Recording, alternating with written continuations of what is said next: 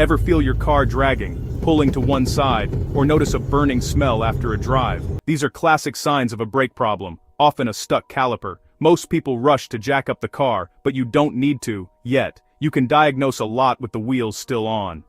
Watch for pulling, burning smells, sluggish performance, and one wheel being much hotter than the others. These clues point to a stuck brake, and you can spot them without tools.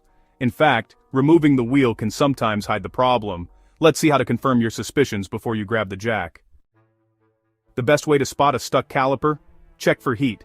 Take a short drive, using the brakes as little as possible. Coast to a stop, then use an infrared thermometer to measure the temperature of each brake rotor through the wheel. A normal difference is about 10 to 20 degrees, but if one rotor is scorching hot, say 100 degrees hotter than the other, you've found your problem. That heat is proof of a dragging brake. No guesswork, just physics. The hottest rotor points to the stuck caliper. You've diagnosed the issue in minutes. No wheel removal needed. Now let's double check with a simple tool. Next, grab a flathead screwdriver. This simple tool can reveal a lot about your brake caliper's health. Carefully insert the screwdriver through the wheel spokes and gently press against the outer brake pad's backing plate. If the pad moves a little with light pressure, that's a good sign. The caliper piston isn't seized, and the pad is free to move. But if the pad won't budge at all, even with a firm push, the caliper piston may be stuck or the pad could be jammed in the bracket. Combine this with your heat test. If the rotor is hot and the pad is stuck, you've likely found your problem. If the pad moves and the rotor is cool, that side's probably fine. Remember, don't force the pad too hard. Gentle pressure's enough. Forcing it can damage components or give a false result. 2 quick tests and a careful look, and you're closing in on the real issue.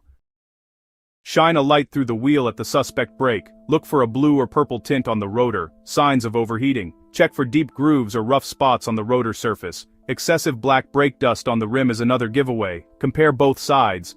If one wheel is dirtier and the rotor is discolored, that's more evidence.